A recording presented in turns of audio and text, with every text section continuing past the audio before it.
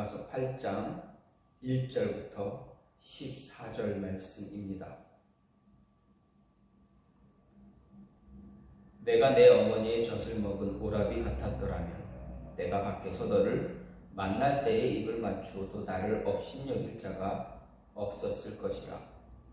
내가 너를 이끌어 내 어머니 집에 들이고 내게서 교훈을 받았으리라. 나는 향기로운 술 곧 석류죽으로 내게 마시게 하겠고 너는 왼팔로는 내 머리를 보이고 오른손으로는 나를 안았으리라. 예루살렘 딸들아, 내가 너희에게 부탁한다. 내 사랑하는 자가 원하기 전에는 흔들지 말며 깨우지 말지니라. 그의 사랑하는 자를 의지하고 거친 길에서 올라오는 여자가 누구인가? 너로 말미암아 내 어머니가 고생한 곳, 너를 낳은 자가 애쓴 그곳 사과나무 아래에서 내가 너를 깨웠노라. 너는 나를 도장같이 마음에 품고 도장같이 팔에 두라.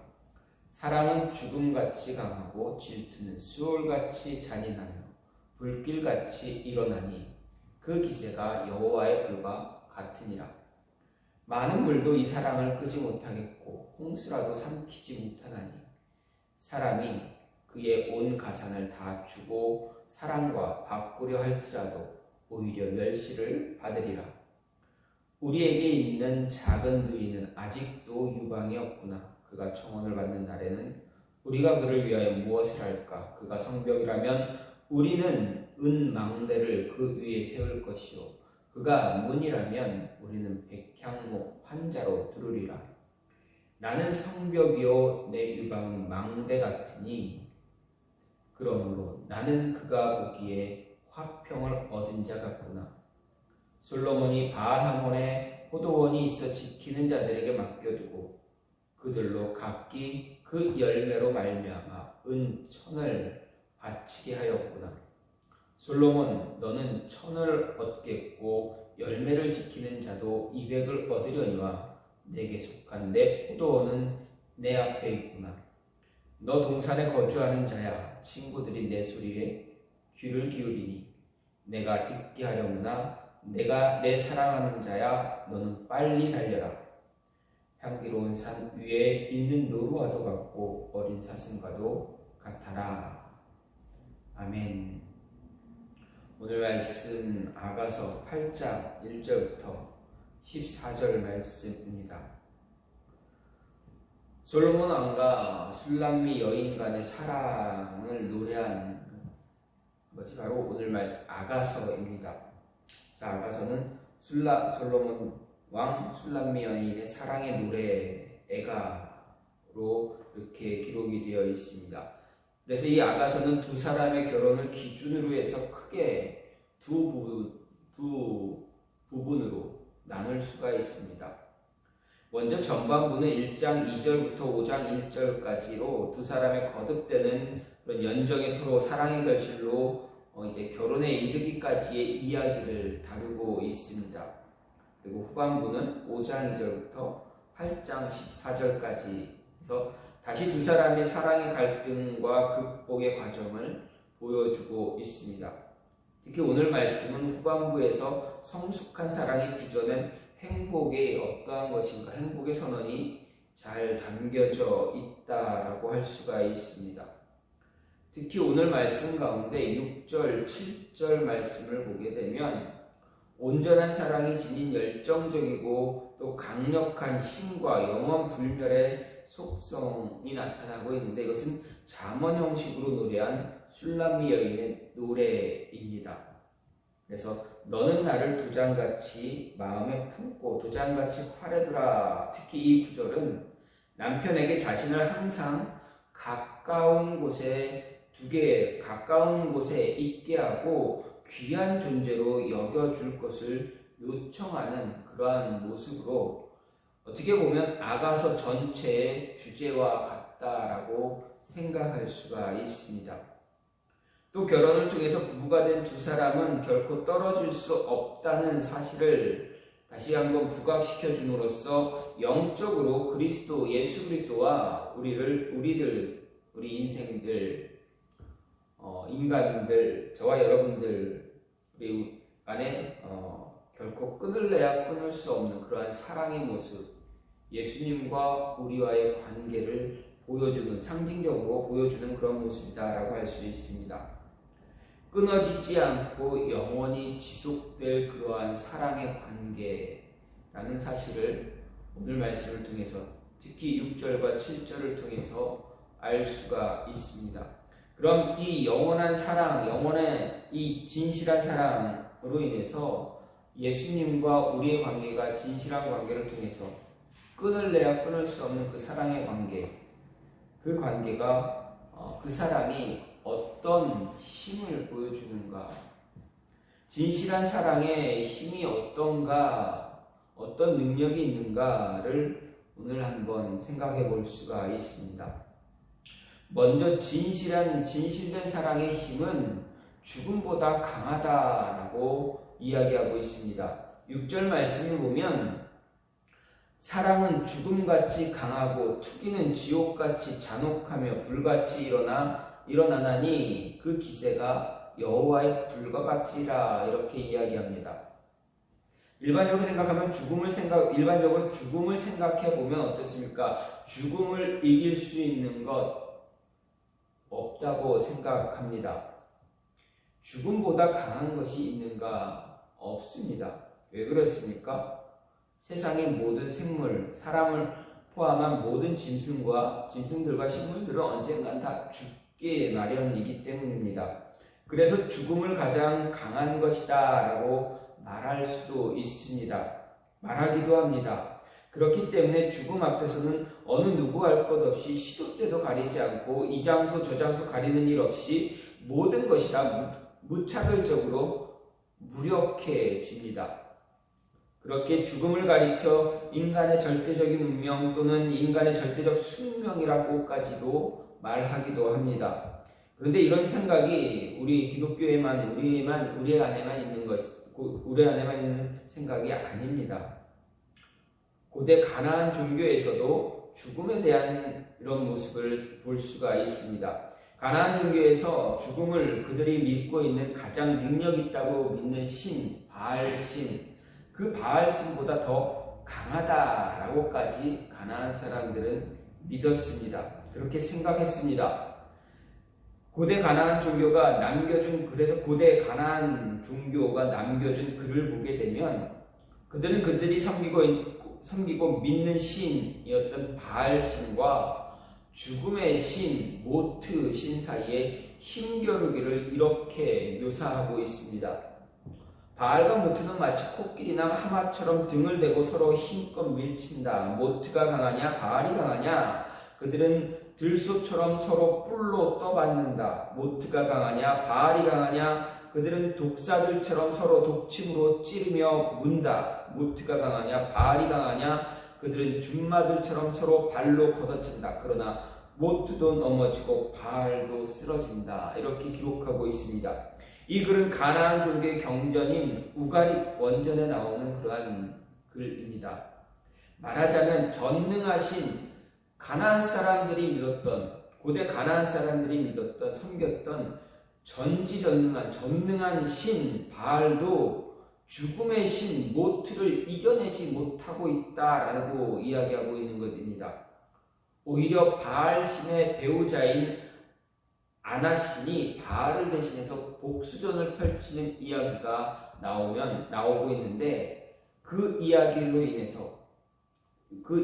통해서 볼 때 바알과 모트의 힘겨루기 사이에서는 죽음의 신인 모트가 바알을 이겼다라고 볼 수 있습니다.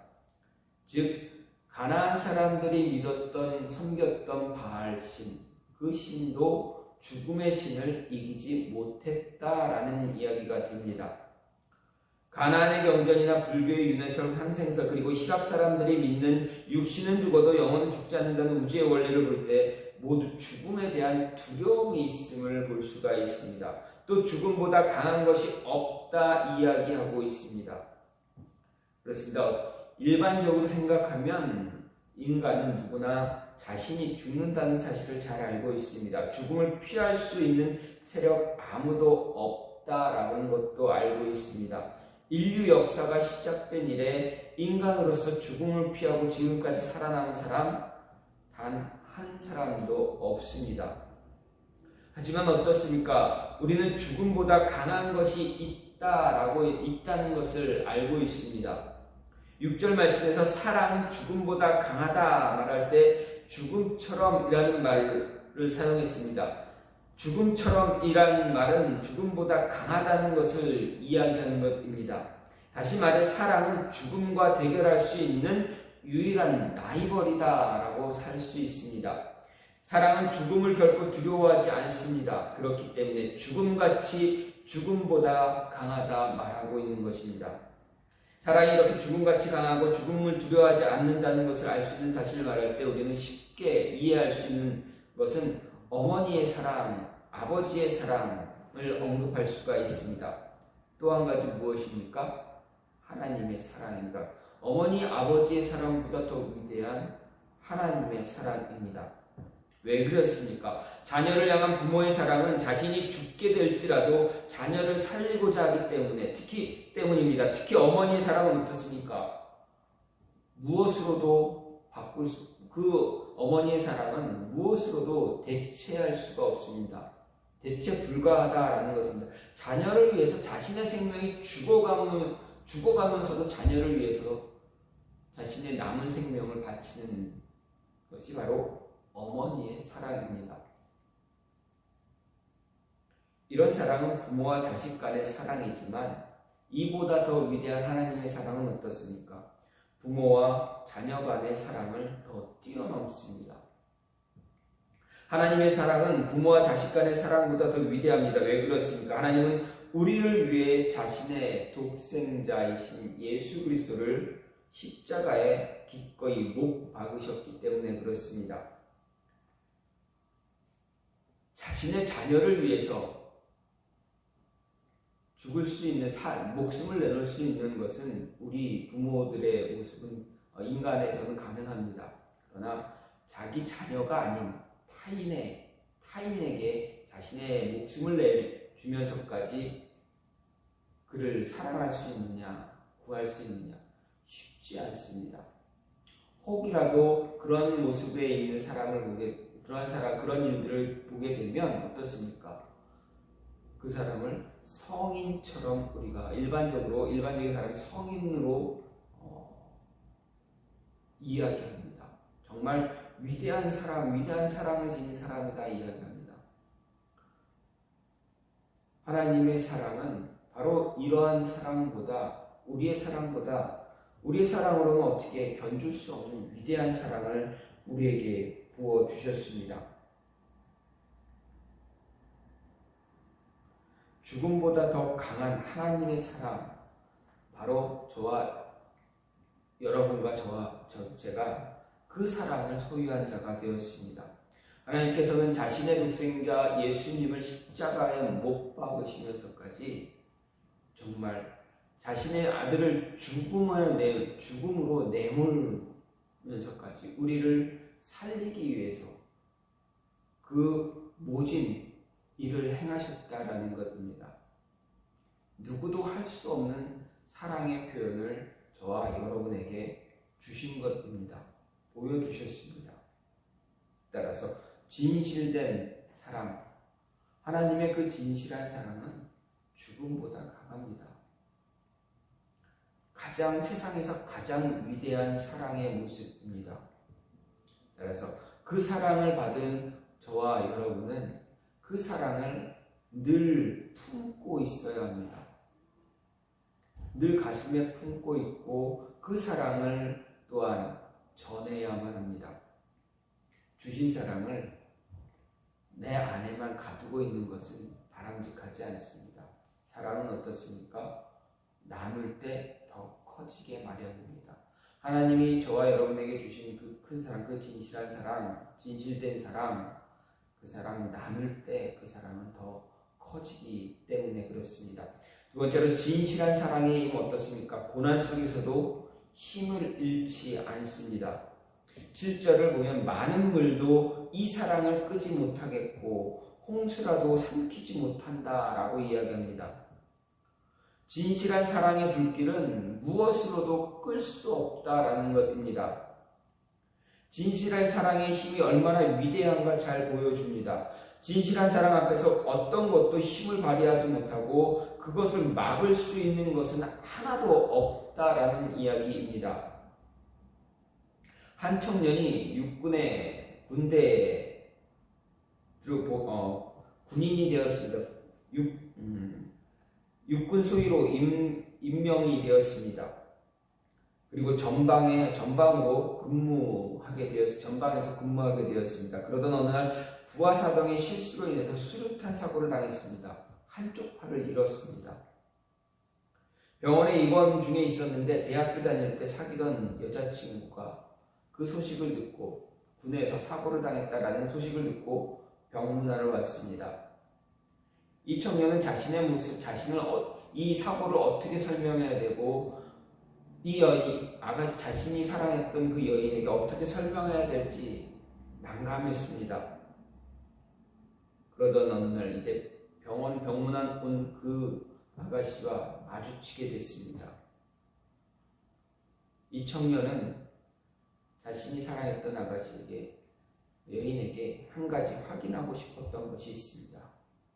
그래서 몇 번이나 망설이다가 기회를 엿보다가 드디어 이야기했습니다.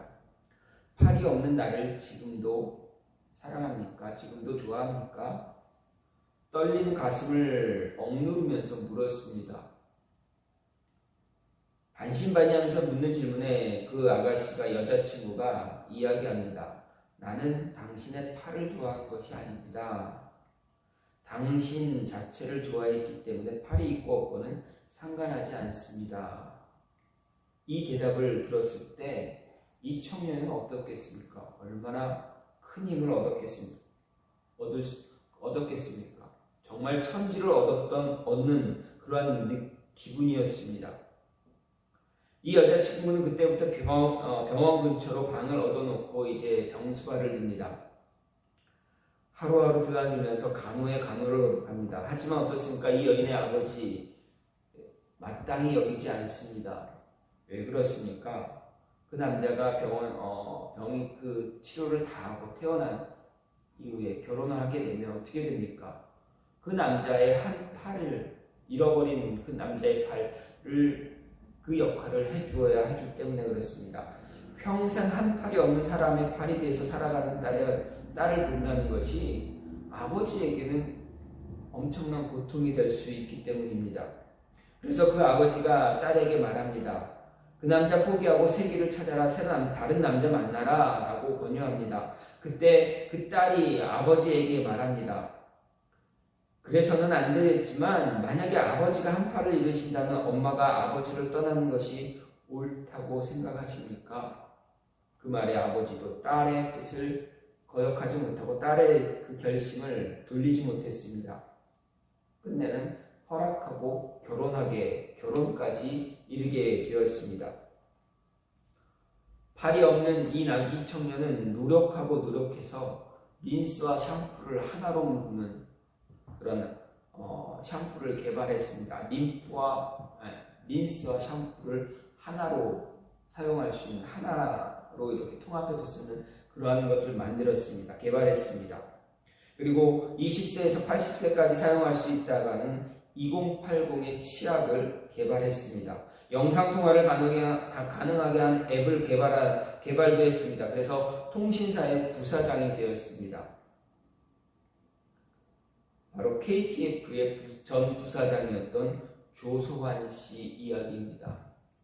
이 조소환 씨는 애경산업의 이사였기도 했고 현재는 세라전 헬스 앤 뷰티라는 곳의 대표이사이기도 합니다. 한 여인의 진실한 사랑이 한 남자의 모든 인생을 바꿔놓았다라는 이야기입니다. 한 사람의 진실된 사랑이 한 인생을 바꿔놓았다면 이보다 더 진실된 하나님의 사랑은 과연 어떤 힘을 발휘하겠습니까? 인간의 사랑보다 하나님의 사랑이 더 위대하기에 우리의 인간의 사랑의 힘보다 더 큰 힘을 발휘하게 됩니다. 하나님의 사랑은 무엇으로도 막을 수 없는 힘을 가지고 있습니다. 그렇게 사단이 그 힘을 막기 위해 얼마나 애를 썼습니까? 얼마나 많은 사람들을 통해서 그 수많은 사람을 동원해서 그 사랑의 힘을 막으려 했겠습니까? 우리는 복음서를 보면서 쉽게 알 수가 있습니다. 사단이 정말 수많은 사람들 동원해서 그 사랑의 힘을 막으려 했지만 결국에는 막지 못했습니다. 그 사랑의 힘에 굴복할 수밖에 없었습니다. 우리를 향한 하나님의 사랑은 예수님을 통해 예수님을 십자가 위에 못 박히고 죽게 하신 것입니다. 하지만 그 사랑은 죽음으로 끝난 것이 아닙니다. 다시 부활하셨습니다. 살아났습니다.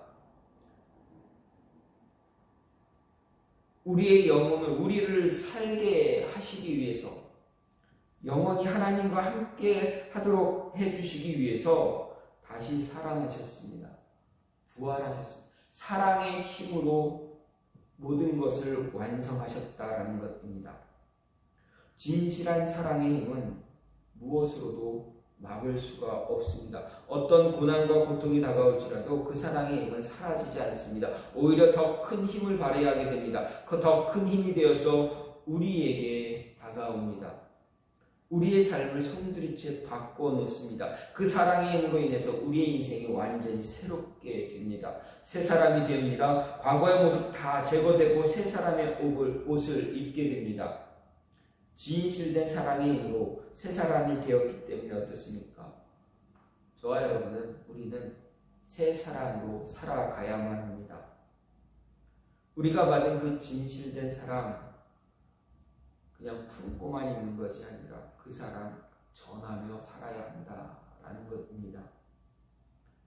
전함으로 인해서 그 사랑이 더 크게 다가올 수 있는 것을 경험해야 합니다. 마지막으로 진실된 사랑의 힘은 어떤 유혹에도 무너지지 않습니다. 흔들리지 않습니다.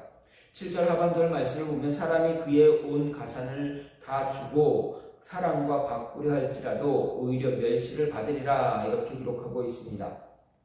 근데 여기서 가산이란 말, 이 말은 그 집에 있는 모든 보화를 가르칩니다. 즉 모든 보화를 주고 사랑을 살려고 해도 오히려 조롱과 멸시를 받을 뿐이다 라는 이야기입니다.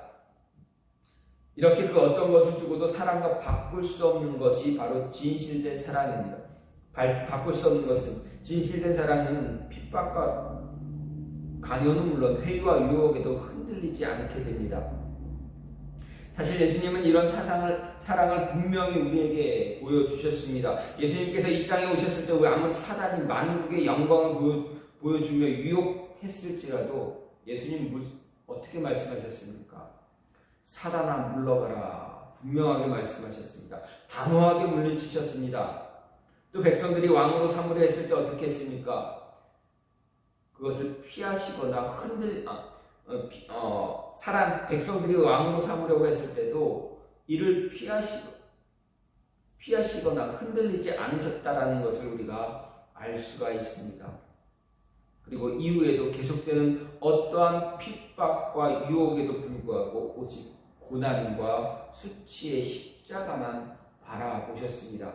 그리고 그 십자가를 지심으로 인해서 영원한 구원을 이루셨습니다. 그리고 이처럼 모든 영광을 마다하고 십자가를 지신 것은 우리를 향한 사랑이 그토록 크고 강렬했기 때문이다라는 것을 알려줍니다. 그런데 우리들은 이 같은 사랑을 베푸시고 행하신 예수님과 비교할 때 정말 부끄럽고 수치스러운 모습을 보일 때가 한두 번이 아닙니다. 즉 핍박이나 위협이 오게 되면, 또는 재물이나 인기, 안락함이나 쾌락 등 조그만 시험과 유혹이 와도 우리는 쉽게 흔들리고 무너질 때가 참 많이 있습니다.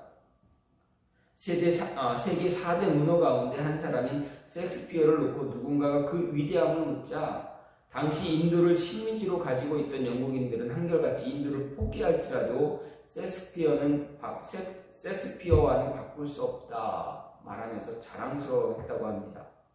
또 공산군에 쫓겨 중국 본토를 버리고 대만으로 쫓겨간 장개석 역시도 본토에서 수집한 국보급의 문화재들로 그리고 박물관을 세운 뒤에 세계의 그 어떤 나라를 자신에게 주더라도 그 박물관과는 바꿀 수 없다라고 말했습니다. 그러면 과연 예수님은 온천하와 우리를 바꾸실 수 있을까 생각해 볼 때 그렇지 않다는 것입니다.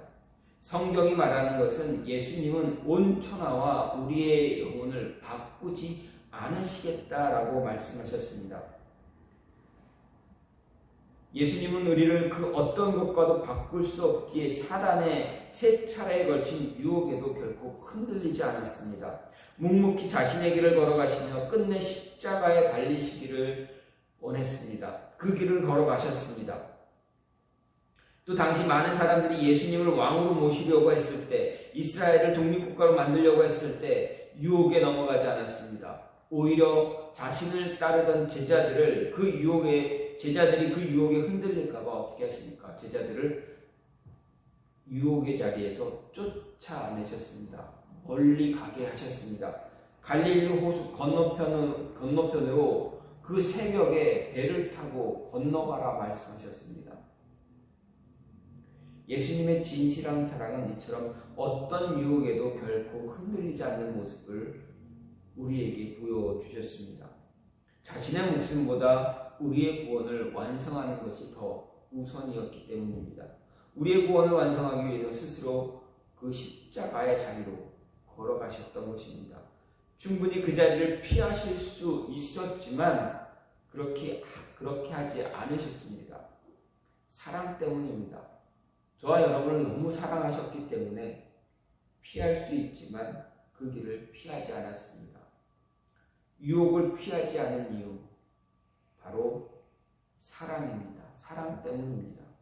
진실한 사랑은 어떤 유혹에도 결코 흔들리지 않습니다. 우리가 이런 사랑을 받았다라는 것 잊지 말아야 합니다. 아니 지금도 이 사랑을 받고 있고 또 앞으로도 이 사랑을 계속 받을 것이라는 사실을 잊지 말아야 합니다. 그렇기에 우리는 이 사랑을 전해야 합니다. 우리가 받았던 사랑, 받고 있는 이 사랑, 받을 사랑을 전해야 합니다. 우리가 받은 진실된 사랑을 전하고 삶에서 사랑을 실천하고 또 하나님께 이 사랑을 돌려드릴 수 있는 모습을 가져야 합니다. 하나님을 향한 진실의 사랑, 진실된 사랑의 표현을 쉬지 않고 끊임없이 행할 수 있는 저와 여러분이 되기를 간절히 소망합니다. 진실된 그리스도인의 삶을 살아갈 수 있는 것 바로 사랑입니다. 하나님이 우리에게 주신 그 사랑대로 살아간다면 진실된 하나님의 자녀의 모습으로 살아갈 수가 있습니다. 하나님의 사랑은 이런 힘이 있습니다. 어떤 유혹에도 흔들리지 않으십니다. 어떤 고난이 오더라도 고난 속에서도 힘을 잃지 않습니다. 그리고 죽음보다 강합니다. 그 사랑이 저와 여러분 안에 존재합니다. 저와 여러분은 그 사랑을 간직하고 있습니다. 따라서 우리도 그 사랑을, 그 강한 사랑의 힘을 보여주어야 합니다. 고난이 오더라도, 고통이 있을지라도 당황하지 말고, 좌절하지 말고, 포기하지 말고 하나님이 인도하시는 그 길을 바라볼 수 있어야 합니다. 그리고 흔들리지 말아야 합니다. 어떤 유혹이 와도 흔들리지 말고 우리가 가야 할 길을 묵묵히, 하나님이 인도하시는 그 길을 묵묵히 따라갈 수 있는 그러한 모습이 있기를 간절히 소망합니다. 이 시간 같이 기도하기를 원하는데, 하나님, 우리에게 보여주신 그 진실한 사랑, 그 사랑의 힘, 우리가 잃어버리지 않도록, 놓치지 않도록 해달라고. 그 힘, 그 사랑의 힘을 우리가 잘 간직해서 어떤 유혹에도 흔들리지 않고, 어떤 고난과 고통 속에서도 힘을 잃지 않고 죽음보다 더 강한 능력을 나타낼 수 있는 하나님의 자녀가 될 수 있게 해달라고 이 시간같이 기도하는 시간 갖겠습니다. 같이 기도합니다. 하나님 감사합니다. 주님 도와주시옵소서. 주여 인도하여 주시옵소서.